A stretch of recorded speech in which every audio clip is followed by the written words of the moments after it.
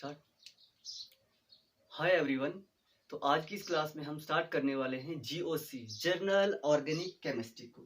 चलिए स्टार्ट करते हैं। जीओसी केमिस्ट्री का मेन इंपॉर्टेंट पार्ट है जिसका नाम है जीओसी, जर्नल ऑर्गेनिक केमिस्ट्री।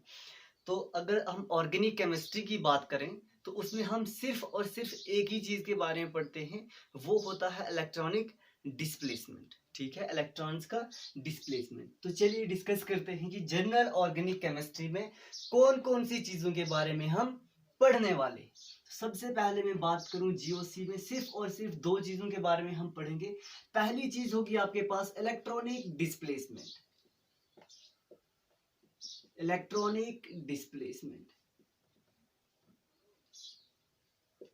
दूसरी चीज पढ़ेंगे हम उसका application part, application of electronic displacement. पूरी ऑर्गेनिक केमिस्ट्री इन्हीं दो मेन फंडामेंटल्स पे बेस्ड है। सिर्फ और सिर्फ ऑर्गेनिक केमिस्ट्री में है, इन्हीं चीजों की चर्चाएं होती हैं। तो चलिए अब हम बात करें इलेक्ट्रॉनिक डिस्प्लेसमेंट की, यानी कि अगर इलेक्ट्रॉन्स का डिस्प्लेसमेंट हो रहा है तो किस तरीके से हो सकता है। तो इलेक्ट्रॉन्स को हम या तो रेजोनेंस के थ्रू डिस्प्लेस करवा सकते हैं, ठीक है, या तो हम रेजोनेंस करके इलेक्ट्रॉन्स को डिस्प्लेस करवा सकते हैं, या हम इंडक्टिव इफेक्ट के थ्रू इलेक्ट्रॉन्स को डिस्प्लेसमेंट करवा सकते हैं। इंडक्टिव इफेक्ट या फिर इलेक्ट्रॉन का डिस्प्लेसमेंट हम हाइपर कॉन्जुगेशन के थ्रू करवा सकते हैं,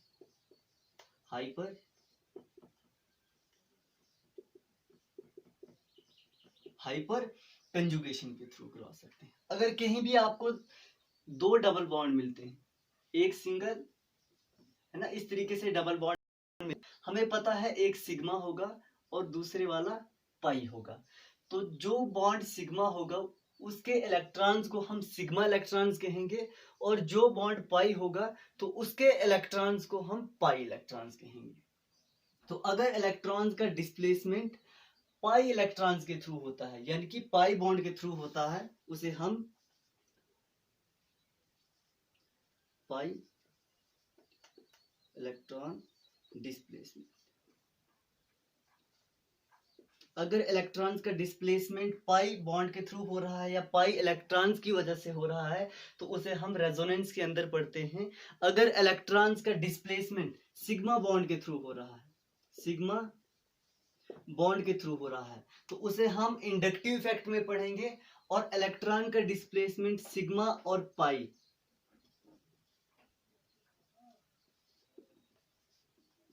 अगर इलेक्ट्रॉन्स का डिस्प्लेसमेंट सिग्मा और पाई बॉन्ड के थ्रू हो रहा है तो उसे हम हाइपर कॉन्जुगेशन में पढ़ते हैं।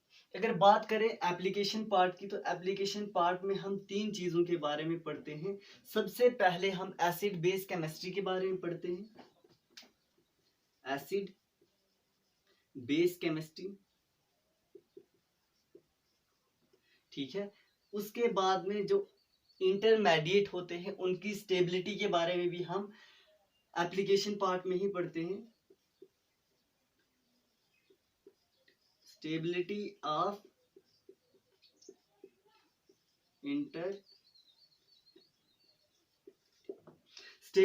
इंटरमीडिएट। ये दो तीन चीजें हैं जिनके बारे में हम पढ़ते हैं। और इसके बाद में हम नेक्स्ट चीज की बात करें तो जो एरोमेटिसिटी है, एरोमेटिसिटी के बाद एरोमेटिसिटी भी हम एप्लीकेशन पार्ट में ही पढ़ते हैं, ठीक है। एरोमेटिसिटी के बारे में भी हम इंडक्टिव इफेक्ट इसमें जीओसी में ही पढ़ते हैं। अब जनरल ऑर्गेनिक केमिस्ट्री पूरी की पूरी इन्हीं चीजों पे बेस्ड है। यही चार पांच चीजें हमें पढ़नी है। जैसे ही ये चीजें खत्म हो जाएंगी तो आपका जीओसी भी खत्म हो जाएगा। तो हम स्टार्ट करते हैं आज के अपने टॉपिक को। आज हम पढ़ने वाले हैं रेजोनेंस के बारे में, कि रेजोनेंस क्या है, कैसे होता है और क्यों होता है। डेली बेसिस पे आपको लेक्चर्स मिलते रहेंगे, सिर्फ आपको कंटिन्यू रहना है हमारे साथ कांटेक्ट में। तो सबसे पहले हम बात करते हैं रेजोनेंस का, बात करते हैं रेजोनेंस।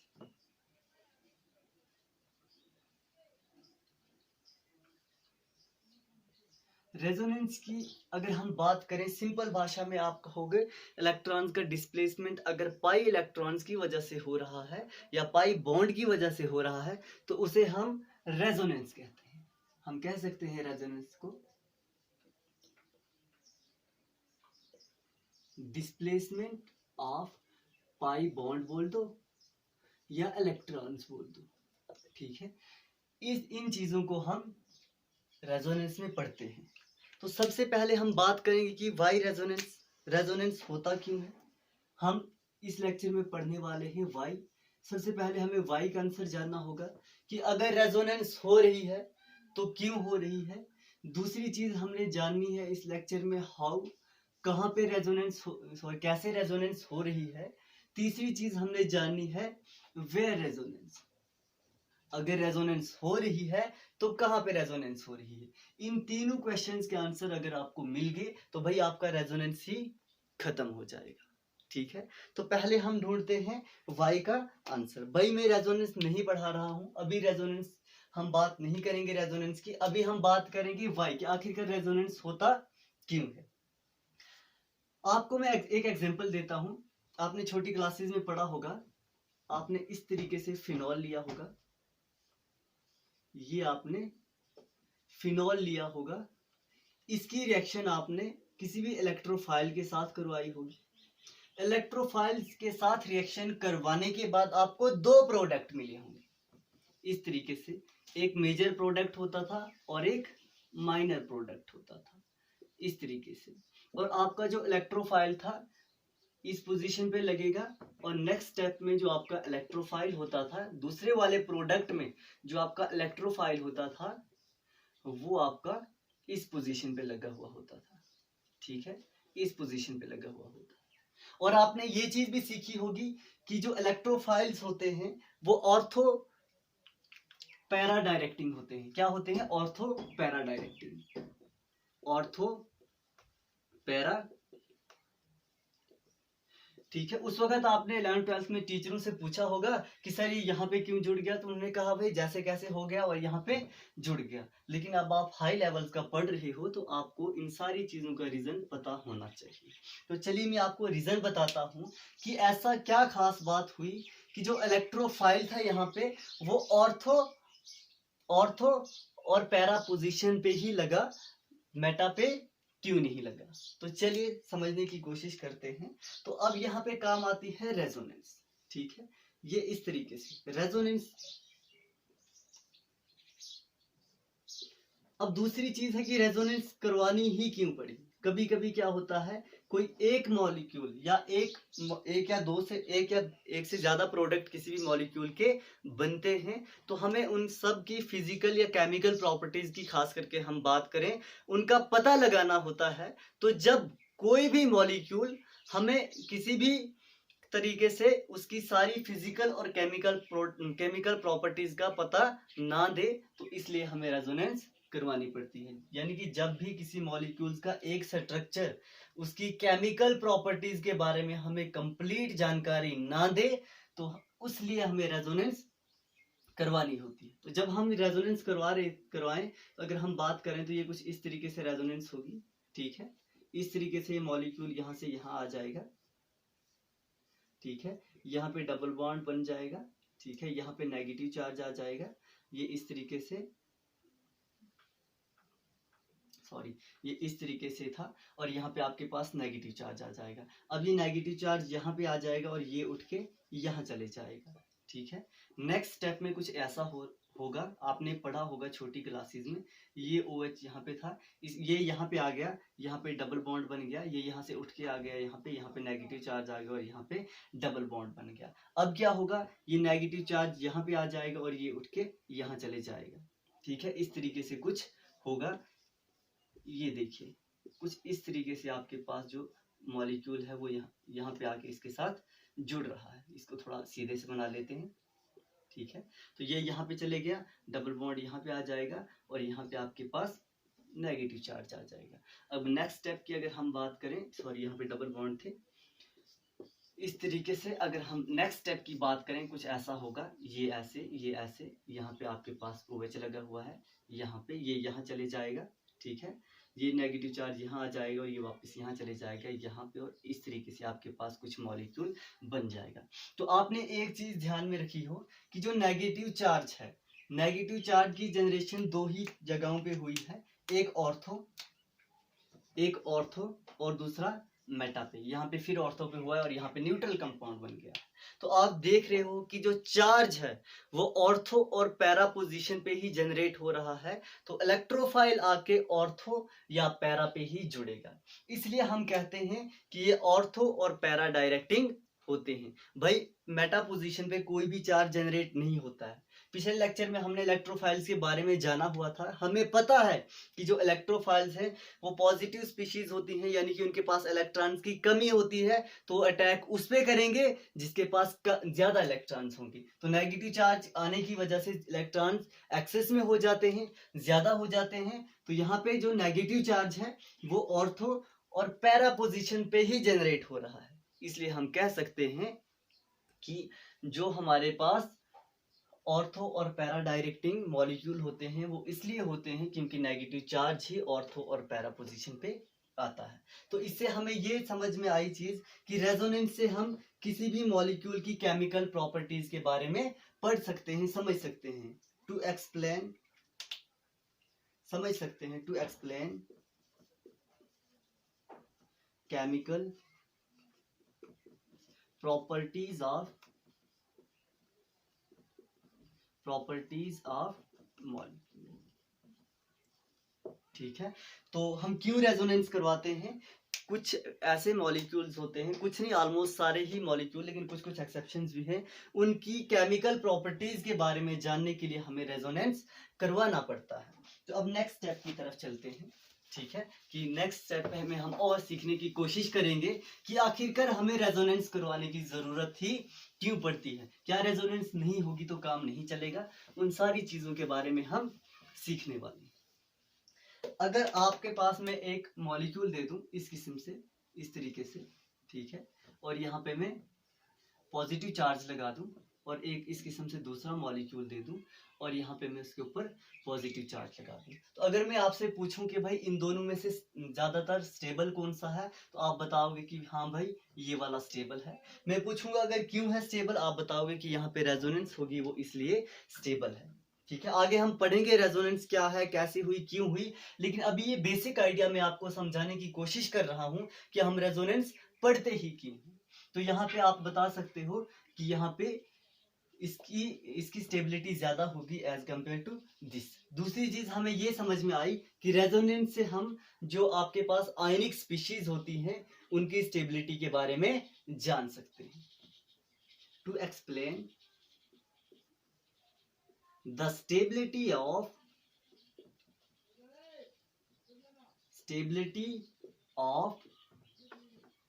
आयनिक स्पीशीज, आयनिक स्पीशीज की स्टेबिलिटी के बारे में भी हमें कौन पता देता है? रेजोनेंस। तो ये था हमारा वाई कि आखिरकार रेजोनेंस होती क्यों है, हम रेजोनेंस क्यों करवाते हैं, ये सारी चीजें हम समझ चुके हैं। अब हम हाउ का आंसर ढूंढेंगे कि रेजोनेंस कहाँ पे होती है, कैसे होती है, कहाँ पे होती है, वो हम आगे समझेंगे। अभी ये समझने की कोशिश करेंगे कि बताओ क्या क्या ऐसी कंडीशंस हैं जिन कंडीशंस की वजह से रेजोनेंस होता है, यानी कि हाउ का आंसर ढूंढेंगे। आप लिख सकते हो condition for resonance, condition for, यानी कि रेजोनेंस होने के लिए क्या क्या कंडीशंस होनी चाहिए। तो पहली कंडीशन ये है कि भाई रेजोनेंस होने के लिए आपके पास जो पी ऑर्बिटल है उसका होना जरूरी है। तो आप बता सकते हो मस्ट हैव पी ऑर्बिटल, यानी कि आपको कहीं पे भी रेजोनेंस करवाना है तो उस मॉलिक्यूल के पास पी ऑर्बिटल होना ही चाहिए। अगर पी ऑर्बिटल है तो उसके साथ में साथ वाला भी, उसके बगल में भी पी ऑर्बिटल होना चाहिए। अरे भाई आप किसी से, आपको कुछ उधार लेना होगा तो आप पड़ोसी के पास जाओगे, अगर वहां पे कोई इंसान होगा है ना, या हाँ इंसान होगा तो इंसानों से ही मांगने जाएगा ना, उसी किस्म का इंसान होना चाहिए, उनकी ही नेचर का इंसान होना चाहिए, तभी तो मांगने जाएगा। अगर वहां पे जानवर बैठे होंगे तो क्या आप उनसे कोई चीज मांगने जाओगे? कभी भी नहीं जाओगे। अब यहाँ पे अगर इलेक्ट्रॉन्स को डिस्प्लेसमेंट करवाना है तो पहले हमने कहा कि भाई पी ऑर्बिटल का होना जरूरी है। मान लिया अगर पी ऑर्बिटल है तो पी ऑर्बिटल के साथ में पी ऑर्बिटल का होना जरूरी है। तो बता सकते हो कि एडजेसेंट पी ऑर्बिटल होना चाहिए। एडजेसेंट, अगर पी ऑर्बिटल है तो उसके साथ वाला भी पी ऑर्बिटल होना चाहिए। अब ये कंडीशन भी अगर है तो तीसरी कंडीशन ये होनी चाहिए कि जो पी ऑर्बिटल्स हैं वो एक ही प्लेन में होने चाहिए। Orbital must have on same plane, यानी कि जो ऑर्बिटल है वो एक ही प्लेन में होने चाहिए। मान लेते हैं कि ये हमारे पास कोई पी ऑर्बिटल है, ठीक है, ये कोई दूसरा पी ऑर्बिटल है, ठीक है, तो इसके बगल में ये पी ऑर्बिटल है, लेकिन इनका प्लेन भी सेम होना चाहिए। अब एक्सिस तो हमने खुद बनाई है, एक्स एक्सिस, वाई एक्सिस या जेड एक्सिस। अगर ये पी एक्सिस पी एक्स में है तो इसकी एक्सिस भी पी एक्स होनी चाहिए। अगर ये पी वाई में है तो ये भी पी वाई में होना चाहिए। अगर ये पी जेड में है तो ये भी आपके पास पी जेड में ही होनी चाहिए। तो ये तीन मेन कंडीशंस हैं जो रेजोनेंस होने के लिए बहुत जरूरी है। अगर आपको ये तीन कंडीशन किसी भी मॉलिक्यूल के अंदर दिखाई दे रही हैं तो उसे हम रेजोनेंस कहेंगे, ठीक है। तो अब हम पढ़ते हैं कहाँ पे रेजोनेंस होगा, ठीक है, कि वेयर रेजोनेंस अक्कर। अब हम वेयर का आंसर ढूंढेंगे कि अगर रेजोनेंस हो रहा है तो कहाँ पे हो रहा है। इन चीजों के बारे में अब हम समझने की कोशिश करेंगे, ठीक है। बिल्कुल बेसिक से स्टार्ट कर रहे हैं, मजे से स्टार्ट कर रहे हैं। आई होप समझ में आ रहा होगा आप लोगों को, और कहीं पे दिक्कत होगी तो वो मैं बता दूंगा आपको। अब हम ढूंढते हैं वेयर का आंसर। अगर रेजोनेंस हो रही है तो कहाँ पे हो रही है और क्यों हो रही है, इन चीजों को समझना बहुत ही ज्यादा जरूरी है, ठीक है। तो नेक्स्ट हम बात करते हैं कि रेजोनेंस अगर हो रहा है तो कहाँ पे हो रहा है, ठीक है। तो सबसे पहले हम बता सकते हैं lone pair pi bond resonance, ठीक है। ये सारी की सारी हमारे पास टाइप्स आएंगी, टाइप्स, यानी कि रेजोनेंस की हम सिर्फ 6 टाइप्स पढ़ेंगे। अगर वो 6 टाइप्स आपकी रेजोनेंस की खत्म हो जाती हैं तो भाई आपको वेयर का आंसर भी मिल जाएगा और जो आपका रेजोनेंस है वो भी आपके पास खत्म हो जाएगा। तो चलिए समझते हैं। हमारे पास कोई एक की मॉलिक्यूल है इस किस्म से, इसके बीच में डबल बॉन्ड है, और ये आपके पास कोई दूसरा मॉलिक्यूल है, ठीक है। इस तरीके से आपके पास कंपाउंड है। अब आपने देखना है कि भाई यहाँ पे रेजोनेंस हो रहा है या नहीं हो रहा है। आपको पता है, स्टार्टिंग में ही मैंने आपको बताया है, कहीं पे आपको 2 बॉन्ड देखने को मिल रहे हैं तो एक सिग्मा होगा और एक पाई बॉन्ड होगा। अगर पाई बॉन्ड होगा तो भाई उसमें इस किस्म से ओवरलैपिंग हुई होगी, है ना, इस किस्म से ओवरलैपिंग हुई होगी। तो ये मैंने बना दिया सिग्मा बॉन्ड, ठीक है, और ये इस किस्म से मैंने पाई बॉन्ड बना दिया, ठीक है, इस किस्म से ये पाई बॉन्ड बना दिया, और इनमें ऐसे ओवरलैपिंग हुई होगी। इलेक्ट्रॉन क्लाउड दिखा रहा हूँ, इलेक्ट्रॉन ये यहाँ पे मैं दिखा रहा हूँ। तो इस तरीके से आपके पास ये डबल बॉन्ड बना होगा। और नेक्स्ट है आपके पास ये ए, और ए है इसका लोन पेयर, और लोन पेयर में है 2 इलेक्ट्रॉन। तो सबसे पहले हम देख रहे हैं पी ऑर्बिटल, हाँ भाई है पी ऑर्बिटल। इसके एडजेसेंट में भी पी ऑर्बिटल है, तो भाई इसके साथ में भी पी ऑर्बिटल हमें दिखाई दे रहा है। क्या एक ही प्लेन में है? तो एक ही प्लेन में है सारे के सारे। तो हम कह सकते हैं कि यहाँ पे रेजोनेंस होगा। अब होगा कुछ ऐसा, यहाँ पे ये इलेक्ट्रॉन्स यहाँ पे आ जाएंगे, ठीक है, और ये इलेक्ट्रॉन्स यहाँ पे चले जाएंगे, ठीक है। तो कुछ ऐसा बन जाएगा आपके पास। इस तरीके से आपके पास ये मॉलिक्यूल बन जाएगा। ये यहाँ पे डबल बॉन्ड आ जाएगा, ठीक है, और यहाँ पे नेगेटिव चार्ज बन जाएगा। तो आप कह सकते हो कि भाई यहाँ पे रेजोनेंस हुई है, ठीक है। अगर इसको मैं ऑर्बिटल की फॉर्म में दिखाने की कोशिश करूं तो ये कुछ इस किस्म से बन जाएगा आपके पास, ये ऐसा हो जाएगा, ठीक है, और इसके जो इलेक्ट्रॉन्स थे वो यहाँ पे आ जाएंगे, ठीक है, जिसकी वजह से यहाँ पे नेगेटिव चार्ज जनरेट हो जाएगा। तो आप बता सकते हो कि देखो यहाँ पे लोन पेयर के साथ में जो पाई बॉन्ड था उसका रेजोनेंस हुआ है, इसलिए हमने इस टाइप को नाम दिया है lone pair pi bond resonance. I hope समझ आ रही होगी आपको, बड़ी अच्छे से समझ आ रही होगी। तो अब हम नेक्स्ट चलते हैं। कोई आपके पास इस किस्म से मॉलिक्यूल है, ठीक है, ऐसे इस किस्म से मॉलिक्यूल है। ठीक है, तो कोई यहाँ पे ए एटम लगा हुआ है। ठीक है, तो आपने बताना है कि भाई यहाँ पे रेजोनेंस होगा या नहीं होगा। तो चलो भाई देख लेते हैं कि यहाँ पे रेजोनेंस होगा या नहीं होगा। सबसे पहले हम ऑर्बिटल्स को बना लेते हैं इस किस्म से। ये यहाँ पे एक बॉन्ड सिग्मा है, तो एक ऊपर आपके पास पाई बॉन्ड आ जाएगा। ठीक है, ये इस तरीके से, ये इस तरीके से। ठीक है, ये बना होगा इसके बीच में डबल बॉन्ड। यहाँ पे सिंगल बॉन्ड है और यहाँ पे ए है। तो देखते हैं सबसे पहले भाई पी ऑर्बिटल है। हाँ भाई, जो ए वाला है क्या उसके पास पी ऑर्बिटल है? तो भाई है, पी ऑर्बिटल है। लेकिन उसके एडजेसेंट में पी ऑर्बिटल है?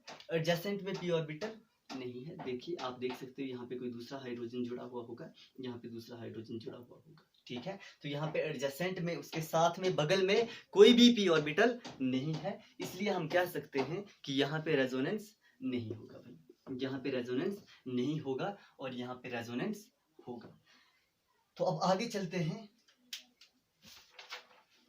इसका नाम ही हम lone pair pi bond resonance कहा गया है। तो हमें उन मॉलिक्यूल्स का सबसे पहले पता होना चाहिए कि किन किन मॉलिक्यूल्स, किन किन ऐसे कौन से मॉलिक्यूल्स हैं जिनके पास आपके लॉन पेयर होते हैं।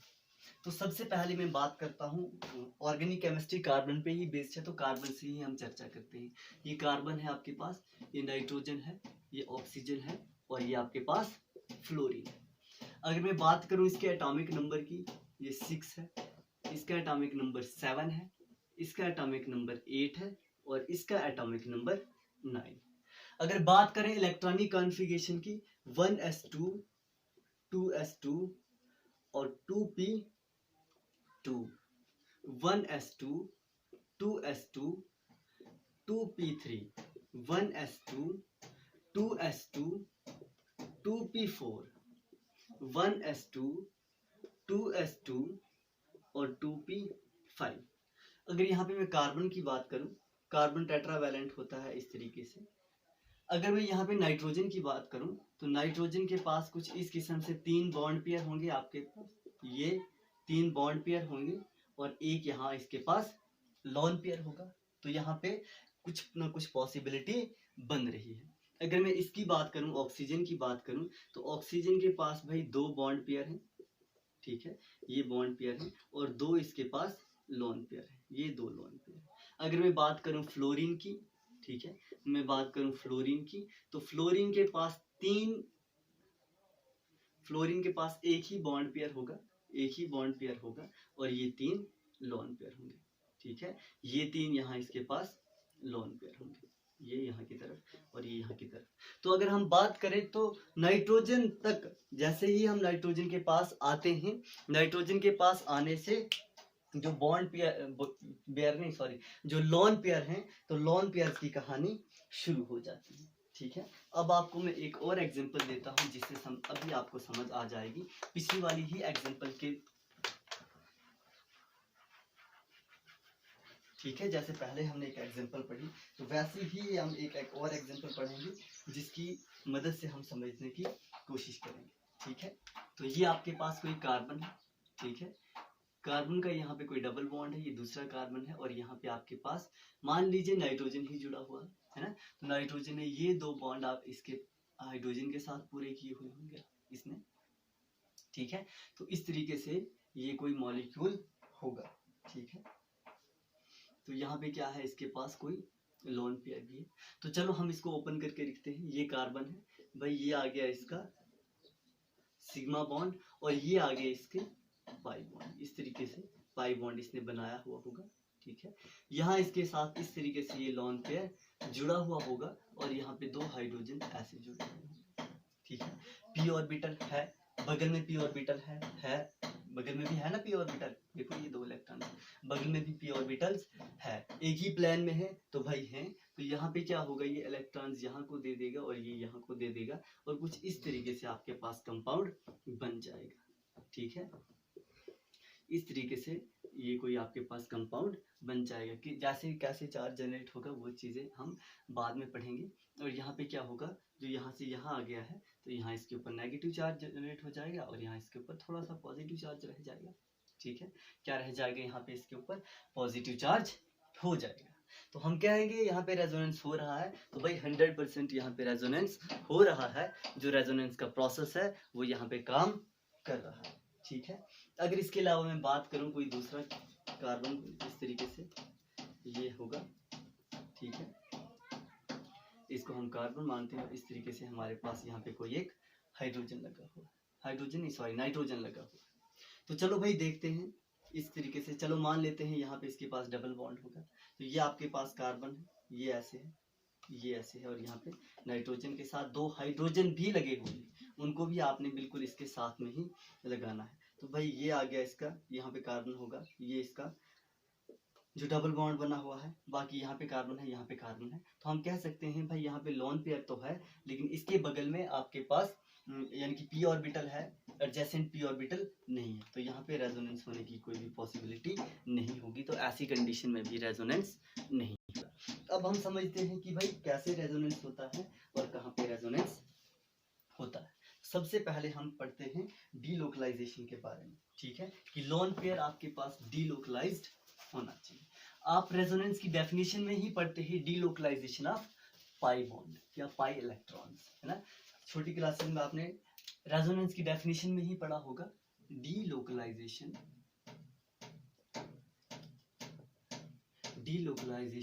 ऑफ पाई बॉन्ड, है ना। पाई बॉन्ड की डीलोकलाइजेशन को ही आप रेजोनेंस कहते हैं। तो पहली बार डीलोकलाइजेशन,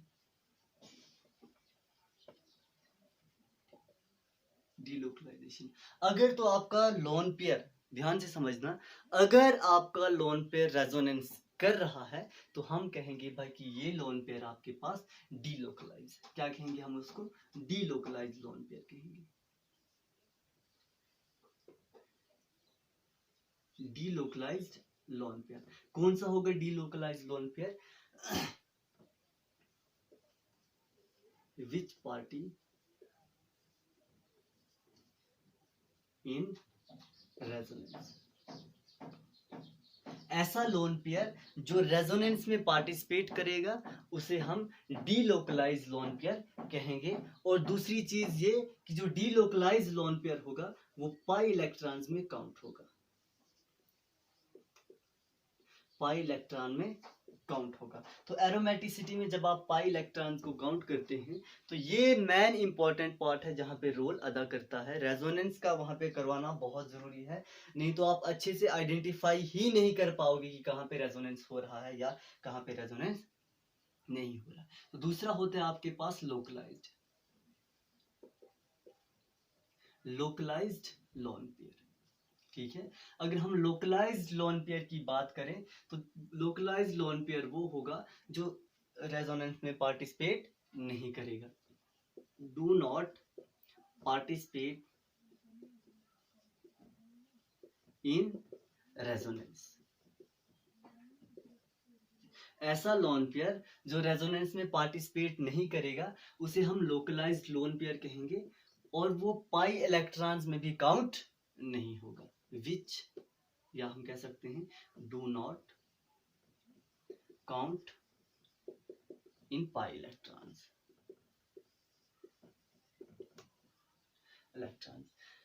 तो अब हम कुछ एग्जांपल्स करते हैं जिनमें आपको पाई इलेक्ट्रॉन्स को काउंट करना होगा, ठीक है।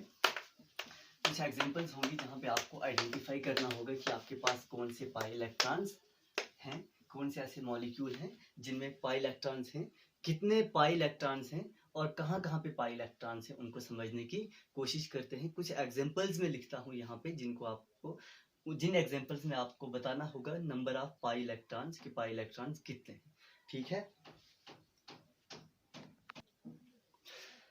तो अब आपने यहाँ पे क्या करना है, जो पाई इलेक्ट्रॉन्स होंगे उनको काउंट करना है। यहाँ से ही आपका जो एरोमेटिसिटी का थोड़ा सा पार्ट है वो निकल के सामने आ जाएगा। आपको पता है पाई इलेक्ट्रॉन्स काउंट करने के लिए सबसे पहले अगर आपको कहीं पे डबल बॉन्ड दिख रहा है तो डबल बॉन्ड भी आपका पाई इलेक्ट्रॉन्स में काउंट होगा। तो यहाँ पे आपके पास लोन पेयर है, ठीक है। तो आप देख रहे हो यहाँ पे जो लोन पेयर है ये रेजोनेंस नहीं करेगा। क्यों नहीं करेगा रेजोनेंस? क्योंकि रेजोनेंस करने के लिए पी ऑर्बिटल तो है, लेकिन इसके बगल में जो पी ऑर्बिटल होना चाहिए था वो नहीं है। तो आप देख सकते हो यहाँ पे ये हाइड्रोजन होगा, यहाँ पे हाइड्रोजन होगा, इस तरीके से होगा। यहाँ पे पी ऑर्बिटल है ही नहीं। पी ऑर्बिटल है लेकिन इसके बगल में पी ऑर्बिटल नहीं है। तो हम बता सकते हैं कि अगर जो ये लोन पेयर है हमारे पास तो ये लोकलाइज्ड है, लोकलाइज्ड लोन पेयर है। तो अभी हमने बात की कि जो लोकलाइज्ड लोन पेयर होगा वो हाइब्रिडाइजेशन नहीं, सॉरी, वो रेजोनेंस में इन्वॉल्व नहीं होगा। तो लोकलाइज्ड लोन पेयर आपका जो रेजोनेंस होगा उसमें इन्वॉल्व नहीं होगा। अगर वो रेजोनेंस में इन्वॉल्व नहीं हो रहा है तो पाई इलेक्ट्रॉन में भी काउंट नहीं होगा। तो यहाँ पे अगर हम बात करें तो कितने इलेक्ट्रॉन्स होंगे? 2 पाई इलेक्ट्रॉन्स होंगे, ठीक है। कितने इलेक्ट्रॉन से? 2 पाई इलेक्ट्रॉन से। अगर यहाँ पे मैं बात करूं इसकी तो ये यहाँ चले जाएगा, यहाँ पे चले जाएगा, यानी कि रेजोनेंस होगी। अगर रेजोनेंस होगी तो यहाँ पे जो लोन पेयर है वो डीलोकलाइज्ड है। ऐसा लोन पेयर जो रेजोनेंस में इन्वॉल्व होगा उसे हम डीलोकलाइज्ड लोन पेयर कहेंगे। अगर डीलोकलाइज्ड लोन पेयर है कोई तो वो आपके पास पाई इलेक्ट्रॉन्स में काउंट होगा। तो यहाँ पे 1, 2 और 3 कितने इलेक्ट्रॉन्स हो जाएंगे आपके पास? 6 पाई इलेक्ट्रॉन्स हो जाएंगे, 6 पाई इलेक्ट्रॉन्स हो जाएंगे। अगर यहाँ पे मैं बात करूं, ये यहाँ पे लोन पेयर है, तो ये वाला जो लोन पेयर है आप देख सकते हो यहाँ पे भी ये रेजोनेंस करेगा, यहाँ चले जाएगा और यहाँ चले जाएगा। तो यहाँ पे भी रेजोनेंस होने की पॉसिबिलिटी है नहीं, बल्कि रेजोनेंस होगा। हम कहेंगे ये भी लोन पेयर आपके पास डीलोकलाइज्ड लोन पेयर है। अगर पाई इलेक्ट्रॉन्स की हम बात करें तो कितने पाई इलेक्ट्रॉन्स हैं आपके पास? 4 पाई इलेक्ट्रॉन्स होंगे आपके पास। अगर मैं इसकी बात करूं तो यहाँ पे भी भाई ये इधर आ जाएगा, ये इधर आ जाएगा, यहाँ पे भी रेजोनेंस हो रही है। अगर रेजोनेंस हो रही है तो हम बताएंगे कि ये क्या है आपके पास? डीलोकलाइज्ड। कौन सा लोन पेयर है भाई? ये डीलोकलाइज्ड लोन पेयर है। अगर डीलोकलाइज्ड लोन पेयर है तो आपके पास रेजोनेंस में पार्टिसिपेट करेगा। अगर रेजोनेंस में पार्टिसिपेट कर रहा है तो पाई इलेक्ट्रॉन में काउंट होगा। तो कितने आ गए आपके पास? यहाँ पे 8 पाई इलेक्ट्रॉन्स आ गए। यहाँ पे अगर हम बात करेंगे इस लोन पेयर की तो ये यहाँ पे इन्वॉल्व ही नहीं करेगा, यहाँ पे रेजोनेंस ही नहीं होगी। तो हम बताएंगे कि ये वाला यहाँ पे रेजोनेंस में इन्वॉल्व नहीं हो रहा है। अगर ये रेजोनेंस में इन्वॉल्व नहीं हो रहा है तो ये डीलोकलाइज्ड क्या है? सॉरी, रेजोनेंस में इन्वॉल्व नहीं हो रहा है तो लोकलाइज्ड है। लोकलाइज्ड लोन पेयर होगा। तो लोकलाइज्ड होगा तो पाई इलेक्ट्रॉन्स में काउंट नहीं होगा। तो यहाँ पे पाई इलेक्ट्रॉन्स की हम बात करें तो 4 पाई इलेक्ट्रॉन्स है, ठीक है। तो ये था आज का हमारा टॉपिक। इस टॉपिक में हमने इन्हीं चीज़ों के बारे में पढ़ना था, इनका ही थोड़ा बेसिक आइडिया लेना था। आई होप आपको समझ में आ गया होगा कि रेजोनेंस क्यों पढ़ते हैं, रेजोनेंस कैसे होती है और रेजोनेंस कहाँ पे होती है, ठीक है। ये पहली टाइप थी आपके पास रेजोनेंस की, lone pair pi bond resonance. I hope आप लोगों को समझ में आ गया होगा। अगर आप लोगों को अच्छे से समझ में आ गया है आप बता सकते हो, अगर अच्छे से समझ में नहीं आया है आप तब भी बता सकते हो। आपको किसी भी किस्म का कोई भी डाउट हो तो मैं अपने व्हाट्सएप ग्रुप का लिंक डिस्क्रिप्शन में दे दूंगा, आप वहां से ज्वाइन कर सकते हो। हमारे इस यूट्यूब चैनल पे आपको IIT जैम या CSIR नेट उसके रिलेटेड ही कंटेंट मिलने वाला है। GOC भी बिल्कुल हम हाई स्टैंडर्ड की पढ़ेंगे, बच्चों वाला काम नहीं है कि छोटी छोटी चीज़ों को पढ़ेंगे, बिल्कुल हाई स्टैंडर्ड की ही हम पढ़ने की कोशिश करेंगे।